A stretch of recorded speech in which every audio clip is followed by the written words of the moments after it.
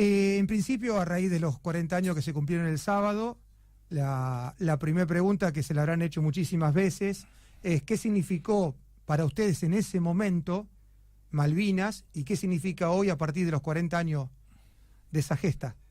Bueno, son 40 años de lucha, de militancia, de tratar de dar otro tipo de batalla, que es la batalla por la idea, por las ideas, por el sentido que tuvo esa pelea cuando éramos jóvenes, con un fusil, con un mortero, con un cañón, con un avión, desde un barco, ¿no? Enfrentar a la OTAN, porque la guerra que nosotros tuvimos no fue contra Inglaterra, fue contra la OTAN.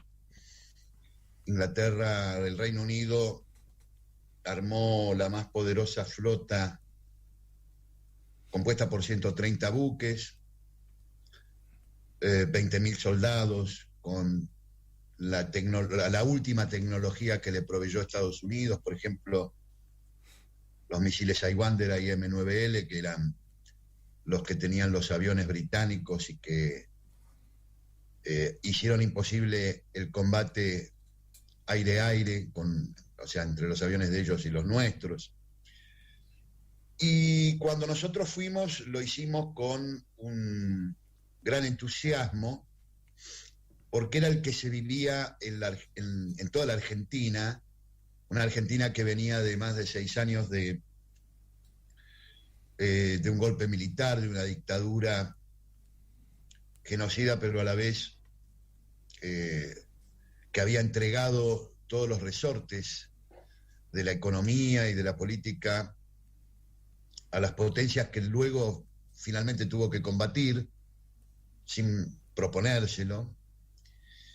Y lo hicimos no solamente en cumplimiento de una ley, que era la ley del servicio militar, o sea, del ciudadano participando en la defensa de la nación, sino que lo hicimos porque había un enorme respaldo popular, no a la dictadura, sino al hecho de la recuperación, al enfrentarnos a un histórico enemigo, y de alguna manera allí se empezó a recuperar la democracia, ¿no? Porque hasta ese momento, salvo el pequeño recreo que habíamos tenido en el Mundial del 78, donde salimos campeones y que la gente pudo manifestarse, el resto era proscripción política, no podía uno juntarse más de 3 personas, etc.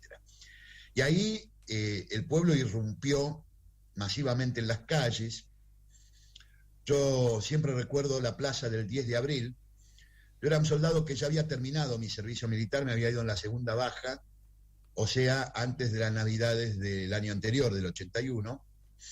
Gran parte de mis compañeros todavía estaban haciendo la colimba, y cuando me enteré me entusiasmé, me puse alegre, porque tenía plena conciencia de que había un territorio ocupado por una potencia extranjera, y además que Inglaterra, Gran Bretaña, luego de nuestra independencia, se había constituido en el imperio, en el dominio sutil, en los resortes económicos y políticos argentinos. Y bueno, y cuando llegué al regimiento era un entusiasmo inusitado, y en medio de ese entusiasmo uno no se podía sustraer, no podía quedarse. Entonces fui con mis compañeros y todos... Bueno, luego la campaña de desmalvinización creó la fábula de los chicos de la guerra, de los pobrecitos llevados al matadero por los dictadores. En realidad nosotros fuimos porque un día después de la convocatoria a mi regimiento, el 10 de abril, la Plaza de Mayo hubo 4 millones de personas. Y cuando el dictador Galtieri quiso decir, yo como presidente de los argentinos, la gente lo chifló, lo insultó, lo vituperó.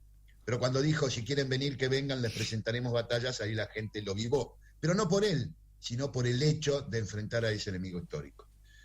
Y el 11, un día después de esa reunión multitudinaria en Plaza de Mayo, es que el dictador dio la orden de incorporar a toda la 10ª Brigada del Ejército y enviarnos a las islas, que éramos 10.000 soldados de distintos regimientos. O sea que yo tengo plena conciencia de que a mí no me mandó el dictador, sino el pueblo en las calles. Claro. ¿Cómo observa? Porque yo humildemente, y me hago cargo de lo que digo, a veces es como que rondamos un poquito de hipocresía en la sociedad, porque el 2 de abril todos ponemos en los estados, las Malvinas, bla, bla, bla, bla, y después como que nos olvidamos de ustedes, nos olvidamos de un sector también de veterano que no es reconocido. A veces, y creo que cada día que está pasando, lamentablemente cada vez vamos teniendo más conciencia, porque el paso del tiempo, cronológicamente todas esas personas que ocultaron o que profundizaron ese proceso de desmalvinización se están muriendo. Entonces está saliendo a la luz la verdad de lo que vivieron ustedes. De hecho, también está probado ya los actos bélicos en territorio, ¿no es cierto? La realidad es que nosotros siempre sentimos, desde ese 19 de junio de 1982 que desembarcamos en Puerto Madryn, gran parte, no todos, pero éramos alrededor de 4.500 que veníamos en un buque británico que se llamaba el Canberra, un buque transatlántico que nos dejó en Puerto Madryn. Ahí sentimos el enorme entusiasmo popular de recepción, el pueblo entero, la ciudad entera vino a recibirnos. Los militares quisieron poner un cordón policial, de policía militar, para que no nos juntáramos. Y el pueblo pasó por encima de eso, y se lo conoce como el día que Puerto Madryn se quedó sin pan, porque la gente nos traía pan para comer. Hay fotos, fue realmente muy emocionante todo eso. Y el problema es que ahí empieza el primer acto de desmalvinización, es traernos ocultos, meternos en un campo ellos llamaron de recuperación, nosotros entendemos que fue un campo de engorde, porque todos veníamos con muchos kilos de menos, y entonces nos tenían que en 2 o 3 días engordar un poco. Ahí recibimos a nuestras familias, y ahí también nos cupo una tarea muy ingrata, muy dolorosa, que era decirle a las madres y a los padres o a las viudas que sus hijos o sus esposos o sus padres no iban a volver porque habían quedado, porque el régimen tampoco quiso dar la cara en eso, y salvo algunas honrosas excepciones de algunos militares que dieron la cara, la mayoría de las veces lo tuvimos que hacer los que éramos soldados conscriptos.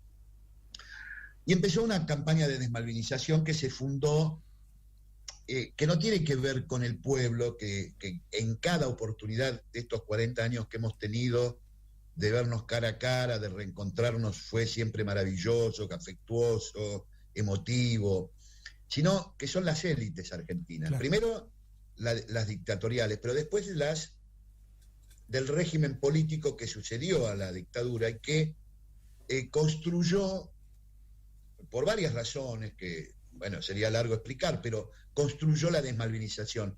Y en vez de contar y permitirnos contar la verdad, nuestra voz fue sustituida por otras voces que relataron. Entonces se hizo la película Los chicos de la guerra, se escribieron cientos de libros de los intérpretes, pero nunca se nos dio la oportunidad. Nosotros inmediatamente nos comenzamos a organizar, primero porque está un poco en el ADN de los argentinos, que cuando hay un derecho, cuando hay una demanda de justicia, nos organizamos en forma inmediata. Así que ya el 26 de agosto de 1982 nos organizamos. No es verdad que se están muriendo los desmalvinizadores, porque los desmalvinizadores se reproducen desde que Sarmiento y Mitre construyeron una interpretación de la historia argentina que está a espaldas de la verdadera historia que hacen los pueblos, ¿no? Cuando Sarmiento escribe Civilización y Barbarie, todavía hoy hay muchas argentinas y muchos argentinos que construyen sus ideas a partir de esa gran soncera, como la describió Arturo Jauretche. Y entonces los negritos de Malvinas, los soldaditos de Malvinas, no podíamos tener entidad como para contar nuestra historia, y fue sustituida por una serie de relatos construidos ex post facto, y un poco también según la idea thatcheriana de que acá vinieron para devolvernos la democracia, para proteger los derechos humanos de 1800 isleños, etcétera. E incluso la Nata, Beatriz Arlo y otros dijeron que había que prenderle una velita de cumpleaños cada año a Margaret Thatcher porque nos devolvió la democracia.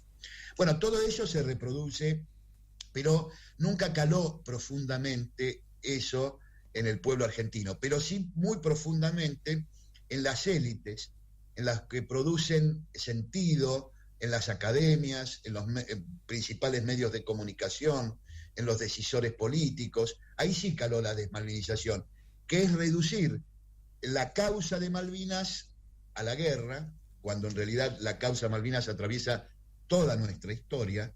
En 1833 se produjo la usurpación, pero ya en 1761 habían tomado Puerto Egmont y vieron 2 invasiones más en 1806, 1807 y otra en 1845 con la escuadra anglo-francesa, el río Paraná al norte. En fin, con quien más conflicto tuvimos en la historia, conflicto armado y conflicto político, es con Gran Bretaña. Claro. Bueno, todo eso se quiso ocultar, se quiso deshistorizar y reducir el tema de la causa Malvinas a la guerra, y la guerra a un capítulo más de la dictadura, borrándonos a nosotros, borrando al pueblo argentino, borrando al pueblo de la patria grande de América Latina, que de a miles se iban a anotar en las embajadas argentinas para combatir junto a nosotros, los presos políticos de las cárceles de la dictadura a disposición del PEN, que quisieron ofrecerse para combatir y como no lo dejaron hicieron un banco de sangre, Fidel Castro en la reunión de países no alineados diciéndole al Rengo Costa Méndez que tenía 5.000 milicianos cubanos para venir a combatir a favor nuestro. Lo mismo el joven Ortega del Frente Sandinista de Liberación Nacional, que los propios militares le mandaban asesores militares para desestabilizarlos, para apoyar a la contra. Sin embargo, el mismo Ortega ofreció 4.000 voluntarios nicaragüenses para venir a pelear. Si toda esa conmoción se ha tapado, ¿por qué? Porque, como decía un filósofo chino 450 años antes de Cristo, uno no derrota al enemigo cuando destruye sus ejércitos u ocupa sus ciudades, sino cuando lo convence de que no tiene sentido pelear. Y esto, que se aplica a la defensa del territorio, lo podríamos aplicar al tema de la deuda externa, a construir un país con pleno empleo y con dignidad para todas y todos, a desarrollar nuestras propias industrias, a nuestro desarrollo científico y tecnológico, a nuestra flota mercante, a nuestra flota pesquera, etcétera, etcétera, etcétera. Nos quieren convencer de que no somos capaces de ser soberanos e independientes y que tenemos que estar bajo el yugo del capitalismo financiero transnacional, que es más eficiente, y nosotras, los argentinos y las argentinas, no somos capaces de autogobernarnos y demás. ¿Recuerdan el 2001, cuando recomendaban que nos iban a poner un gobierno administrador porque los argentinos y las argentinas no podíamos autogobernarnos?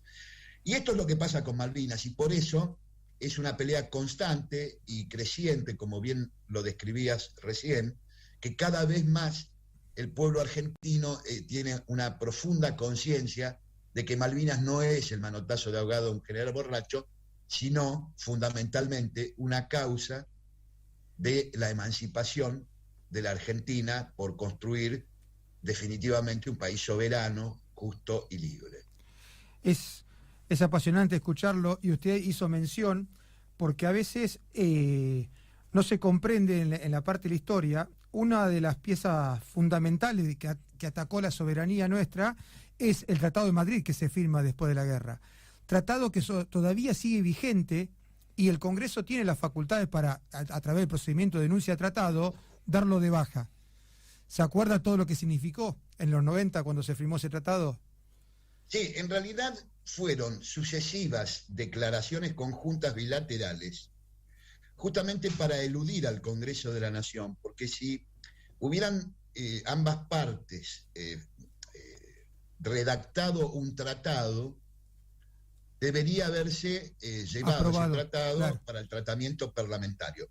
Y la trampita fue ir suscribiendo de a una distintas declaraciones conjuntas, que en conjunto, valga la redundancia, suponen un tratado, porque toca aspectos políticos, de seguridad y de defensa nacional, económicos, culturales, etcétera, etcétera, todos según la fórmula del umbrella, en realidad, que luego traducido es el paraguas de soberanía. Uh-huh. Pero en realidad ha servido para que Gran Bretaña haga un despliegue de su propia geopolítica en el Atlántico Sur, y cuando originalmente en el 82 se trataba de un conflicto de soberanía por las Islas Malvinas, hoy se trata de una disputa de casi 3 millones de kilómetros cuadrados, un tercio del territorio argentino según nuestro actual mapa bicontinental, con la plataforma extendida, están bajo administración fáctica de una potencia extranjera que tiene en las Islas Malvinas 4 bases militares de la OTAN.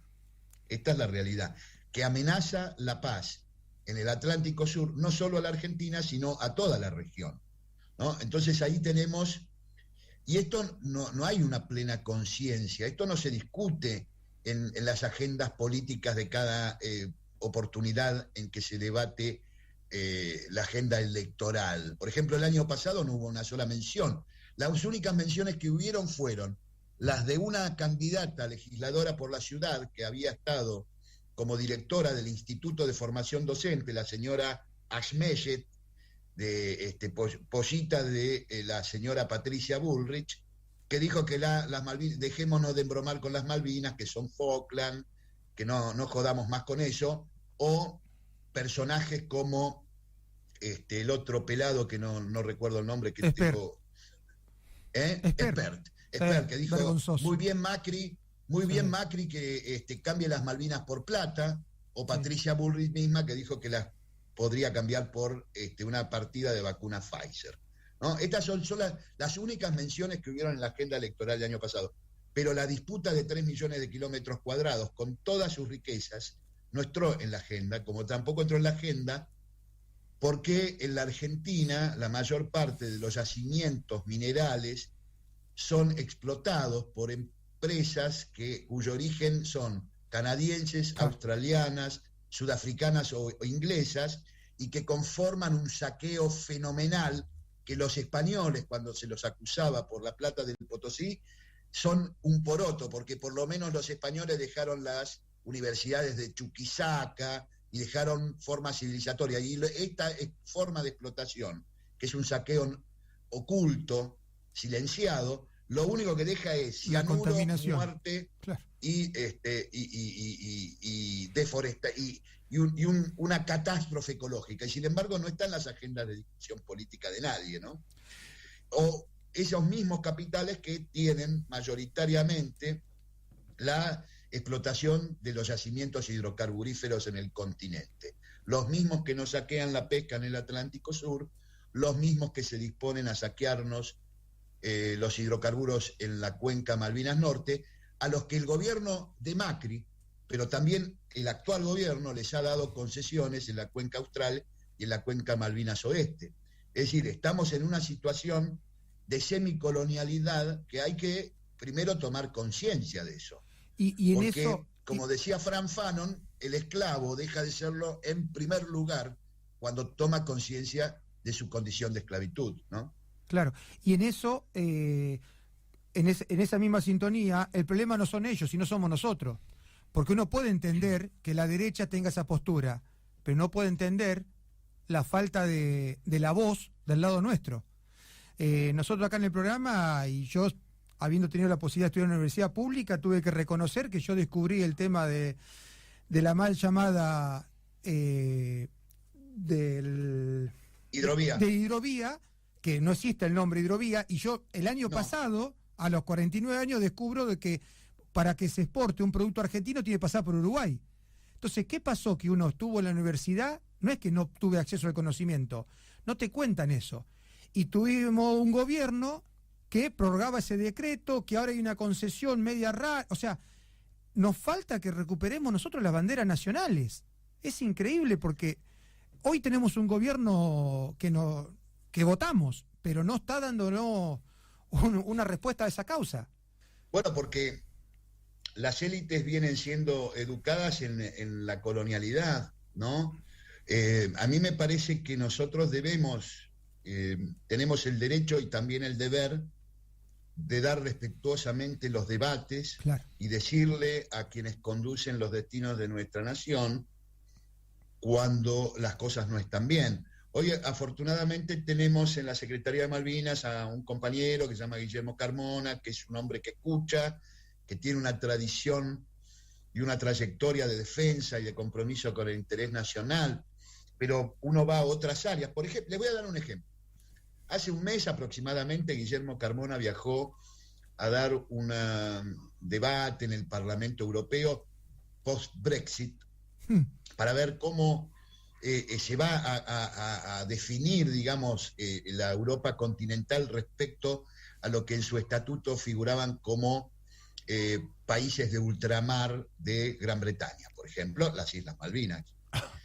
Bueno, avanzó, dio una posición, un combate importante en ese sentido, pero mientras él estaba dando ese debate, la secretaria de Minería de la Nación estaba reunida junto con el embajador argentino en Londres, Javier Figueroa, con la Corporación de Intereses Mineros del Reino Unido, y la señorita que iba como secretaria de Minería, actual secretaria de Minería, iba a ofrecerles nuevas oportunidades de negocios a la minería de su majestad británica. Entonces ahí hay una contradicción que hay que resolver. Entonces, en el propio Estado está instalada esta batalla, esta pugna de intereses y de sentido. Yo creo que lo mejor que podemos hacer es que nuestra conducción política y estatal ponga el oído atento a lo que siente y quiere el pueblo argentino, ¿no? Alguien dijo alguna vez que la verdadera democracia es aquella donde los gobiernos hacen lo que los pueblos quieren. Yo creo que coincido con el diagnóstico suyo, y creo que debemos recuperar los partidos políticos como institución donde se debate y se hagan las plataformas, y después el político va a aparecer. Pero nosotros nos han hecho creer que la política no sirve, que la política es todo, da todo lo mismo.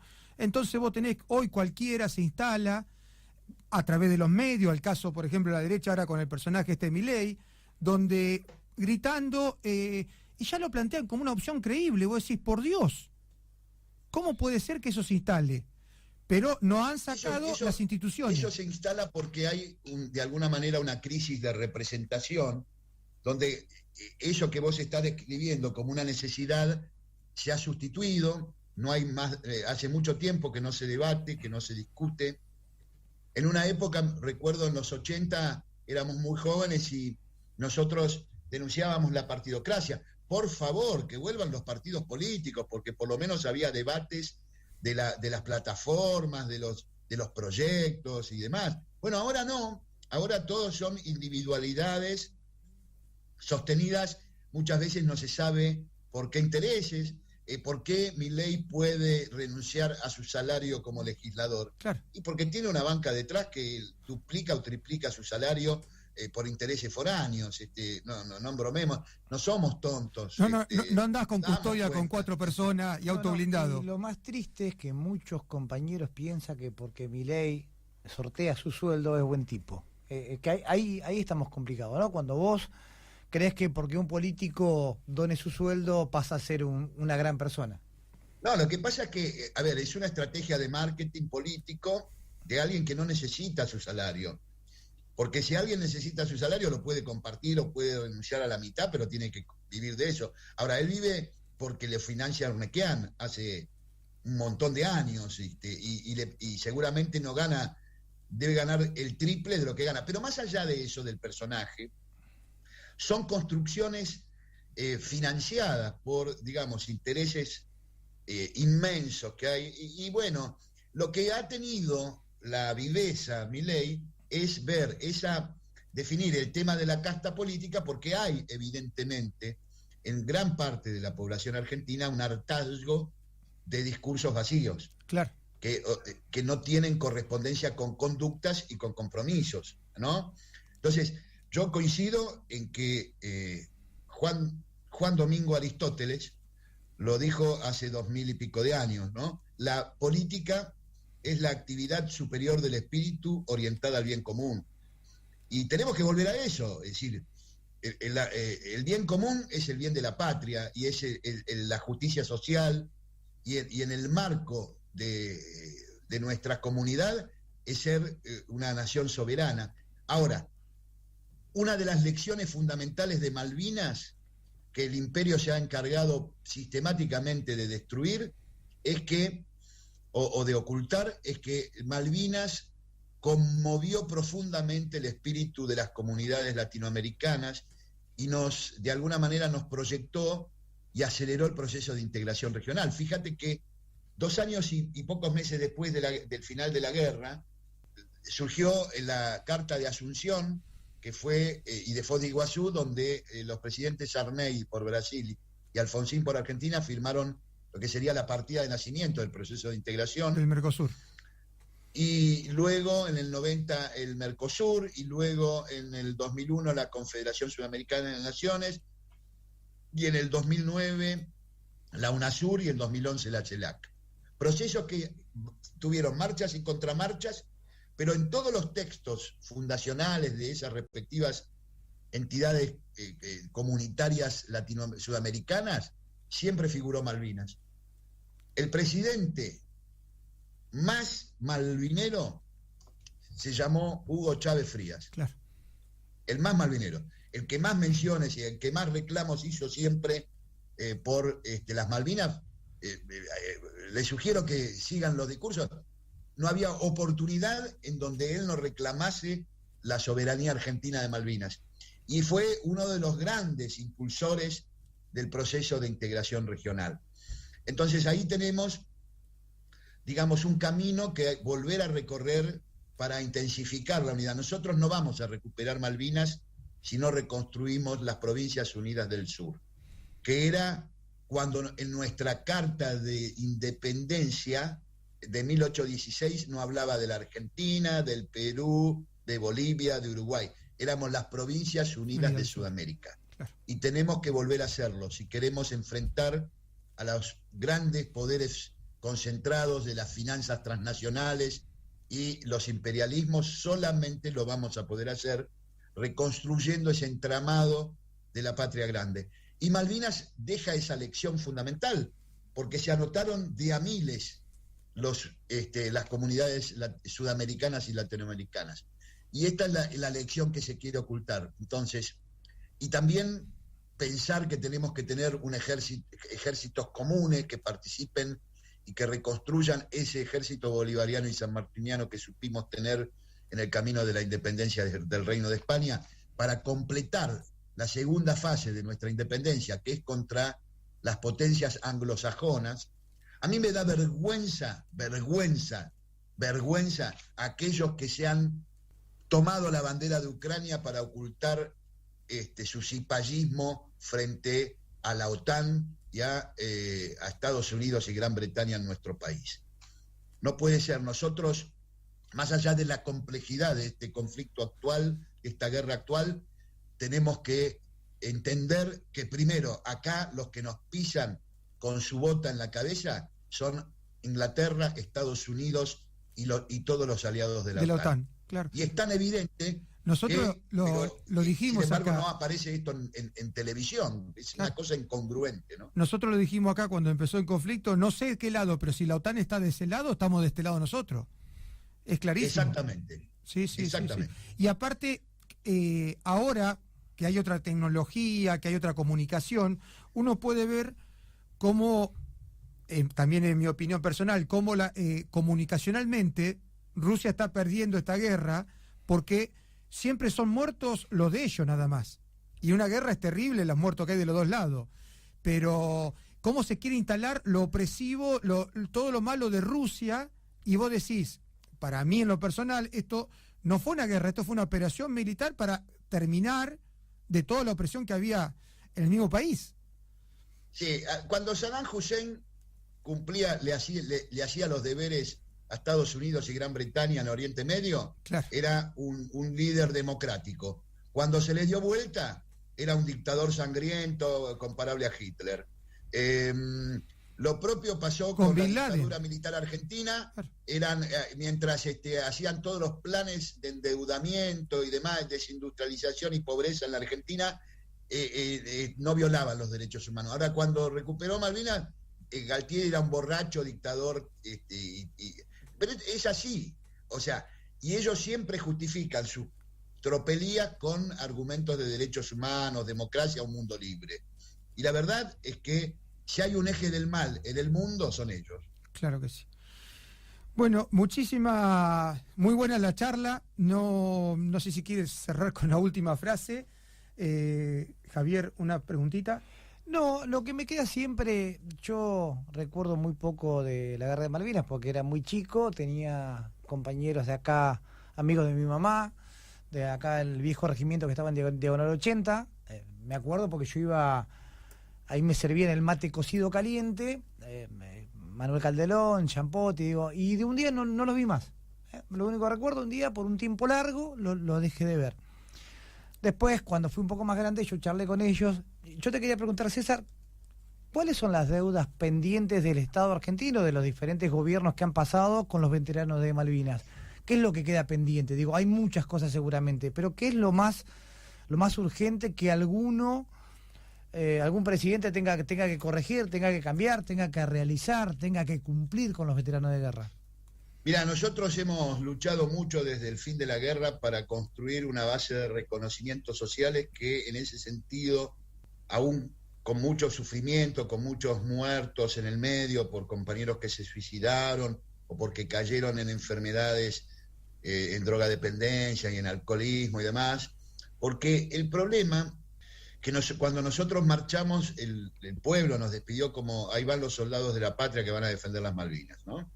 Y cuando volvimos nos convirtieron en víctimas, que en realidad la víctima está más cerca ontológicamente del objeto que del sujeto. Cuando uno es víctima de una catástrofe, por ejemplo, se te cae el techo en la cabeza, o te choca un auto, o cualquier accidente, o cualquier circunstancia catastrófica, uno queda paralizado, pierde esa capacidad que nos distingue a las personas para actuar. Uno queda paralizado. Entonces, cuando se cronifica ese estado y se victimiza y se condena a la victimización permanente, vos estás más cerca de la cosa que del ser humano. A nosotros durante demasiados años nos metieron en el lugar de la cosa y no del ser humano. Y cómo uno recupera la condición de persona, y con la palabra, con la militancia, con el protagonismo. Y creo que todavía el protagonismo que alcanzamos lo hicimos con nuestra propia organización, pero el Estado todavía nos ha quitado la condición de sujeto ahora, en todo caso, somos objeto de la gratitud u objeto de la lástima. Y nosotros no queremos ser objeto de nada, como cualquier ser humano con el derecho. La peor violación a nuestros derechos humanos fue quitarnos la dignidad del combatiente. Nosotros, la inmensa mayoría, a pesar del sufrimiento, el hambre, el frío, que tuvimos algunos buenos jefes y otros tuvimos malos jefes, que tuvimos una conducción de la entrega, porque la conducción político-estratégica fue entreguista, a pesar de todo eso, si le preguntás a la mayoría de nuestros compañeros, te van a decir que están orgullosos por haber ido a poner el pecho y el cuerpo por nuestra patria. No nos sentimos, pero nos han maltratado en ese sentido. Creo que ese es el gran reconocimiento histórico que necesita cualquier persona que da lo mejor de sí por el bien común, ¿no? Como hablábamos, la política como el bien común. Y entonces queremos que nos reconozcan como protagonistas de nuestra historia y no como meros objetos de la historia de otros. Qué importante. Para cerrar, una vez un amigo que fue combatiente como usted me dijo, nosotros no nos rendimos, se rindieron ellos, los generales. Claro, nosotros no nos rendimos, nos replegamos. Claro. Por eso nosotros no somos excombatientes, claro. Somos exsoldados. Claro. Perdimos la condición de soldados cuando terminamos el servicio militar, pero seguimos combatiendo con otras armas, por ejemplo, esta que ustedes nos han dado la oportunidad hoy.